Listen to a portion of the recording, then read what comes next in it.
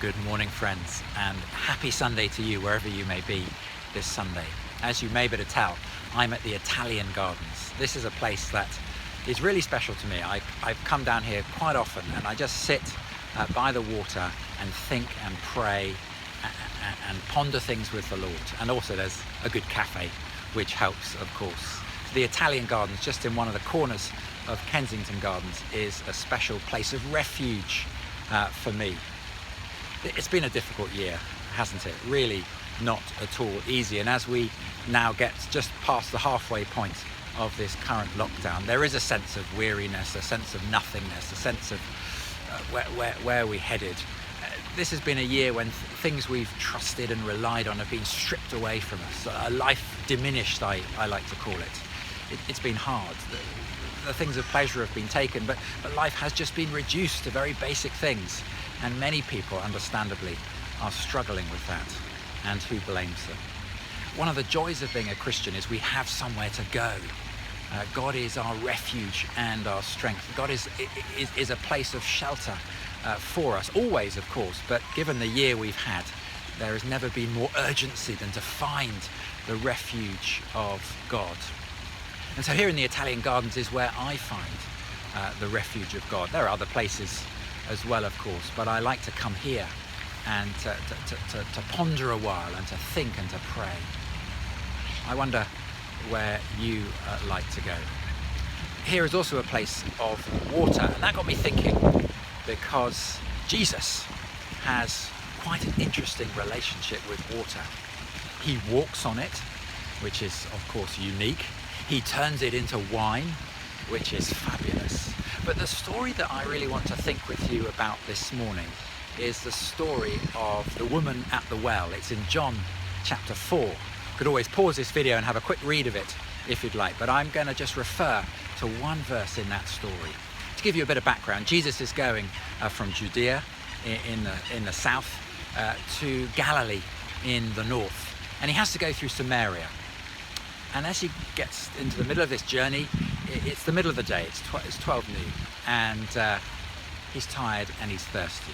He stops at a well, and there in the middle of the day he meets this woman. We're never given her name, but he meets this woman and he starts up a conversation with her. He says, could I possibly have some water to drink? Well, she's amazed. She's amazed because Jews didn't talk to Samaritans. As nations, they hated each other. And she's amazed because he, a man, is asking something of a woman in public, which was also very taboo in Jesus' day. So he's amazed, she's amazed, and he asks her, can you give me a drink? And she says, well, what are you doing? And he said, well, if you knew who you were talking to, you would ask him for living water. And she says, well, you don't even have a bucket. I mean, how can you be offering me water without a bucket, and the well is deep? And into that context, as Jesus engages with this lady who has a very checkered past, we learn she's had 5 husbands and she's on her 6th man, so she's had a very checkered past. But into that background, Jesus makes this wonderful promise. He says to her, John 4 verse 13, everyone who drinks this water will be thirsty again, but whoever drinks the water I give them will never thirst. Indeed, the water I give them will become in them a spring of water welling up to eternal life. Extraordinary promise. He says, the water you're coming to, well, you're going to always need more and more of it. It's never going to satisfy your deep thirst. But the water I can give you, that will quench the deepest parts of your soul and spirit. A wonderful promise, and especially so pertinent for the year that we've had, when all the things we've always turned to in the past have let us down.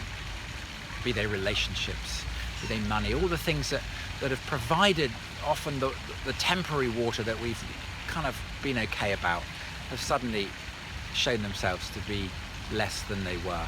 And yet Jesus comes into that and says that I want to give you something that is priceless and unique.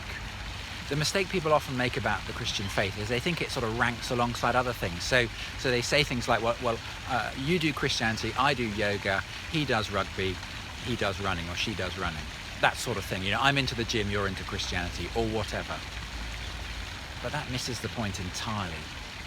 Because Jesus says that I can give you what no one else can give you in the whole wide world. I can give you a water, a supernatural water that comes within you and refreshes your soul. Let me tell you something that might shock you. I hate religion.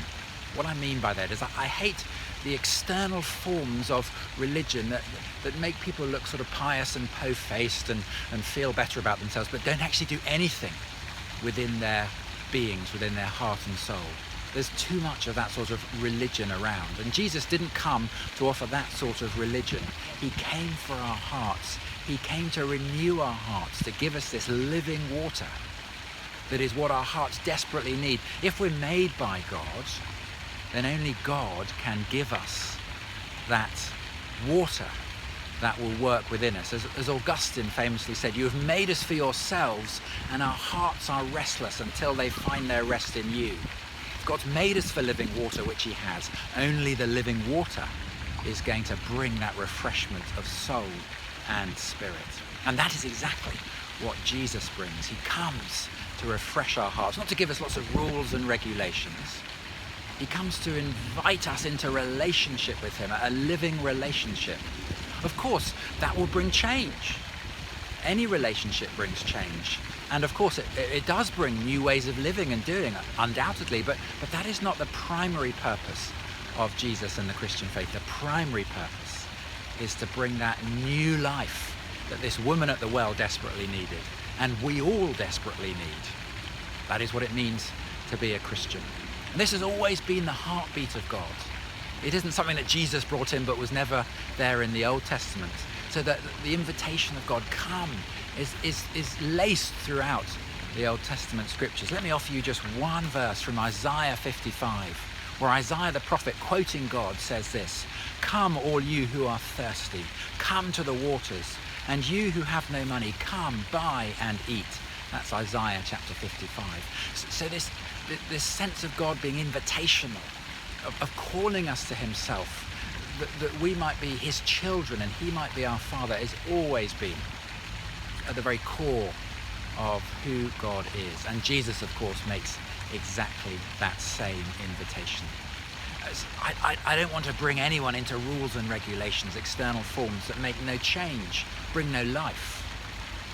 What God is about, what Jesus is about, is the living water coming within us. That is the promise that he makes to the woman. He says, I can come within you by my Spirit and refresh you, refresh the weariness, refresh the pain, bring a whole new way of living and being. I've recently got some bird feeders because, there's not a lot going on, so I thought, buy some bird feeders, watch some birds. So I've put up one on the window and I've hung one up on one of the branches on our terrace. Now, it's been there for a week and I don't think a single bird has come to take any of the food. But the food is there, and it's good food, it's fresh food, but they haven't come. So many people don't come to the God who has the food that they desperately need, the living water, that they're frightened or they don't know about it, or all sorts of funny reasons they won't come. But I'm urging you this morning, come. And if you've come already, come again. Keep coming to God. So often we think, well, I've come to him once, so there we are, I've done it. But not at all. You need to come to God again and again and receive that water of life. Interestingly, where I'm standing, the Italian gardens, created in 1860, were apparently born out of Prince Albert's desire to show his love to Queen Victoria. So he thinks, what can I do? What shall I? Oh, I'll create for her a wonderful garden with water. So here we stand in a place which is an expression of Albert's love for Victoria. Well, the expression of God's love for us is Jesus, coming, dying, living, dying, rising to new life, and giving us, therefore, a whole new story to live in. A story that is about the love of God. A story of God coming to us and wanting to be with us forever.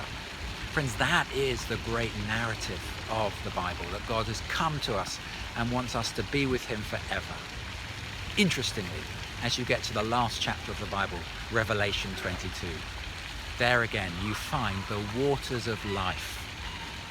a wonderful image. In fact, I suspect that Prince Albert may have had that in mind as he thought about creating this wonderful garden for his beloved Queen Victoria. The waters of life is the last picture in the scriptures, or a new place full of beautiful crystal clear water. Let me read the last two verses, the first two verses of Revelation chapter 22. Revelation 22, then the angel showed me the river of the water of life, as clear as crystal, flowing from the throne of God and of the Lamb, down the middle of the great street of the city. So there is a vision in that last picture from the Bible of a new world full of this water of life. Well, friends, the water of life is available today within us, and one day we shall be in a place, if we receive the water, we shall be in a place where we see that water in absolute beautiful abundance. So I don't know what sort of a year you've had. It's been a tough year, I suspect, for many people watching this video. Well, friends, the invitation of God remains the same as the world churns and stresses and frets and all that goes on, as we find ourselves in an angsty wait to know what Christmas is going to look like. All that stuff is going on, but God remains the same and his promises remain the same. And so his invitation remains the same. Some people watching this may never have received. Well, why don't you? Why not simply at the end of this video stop and say a simple prayer to God? God, may I drink from your waters of life. And even if you're skeptical, you've got nothing to lose, because, why not? And maybe you'll be very surprised indeed. For many, they will have already received that water. But come again. Keep asking God. It's a daily thing, really. God, refresh me. I don't know about you, I wake up most mornings and I need the refreshment of God. And so come to God again, when this video is finished, why not take a few moments just to pause and to be still in God's presence. Let me end with that wonderful quote of Jesus with the woman at the well. John 4:13. Everyone who drinks this water will be thirsty again. But whoever drinks the water I give them will never thirst. Indeed, the water I give them will become in them a spring of water welling up to eternal life. Oh friends, I long for more of that water myself, and I long for more of that water for you. Seize it this day, for God is waiting to hear from you.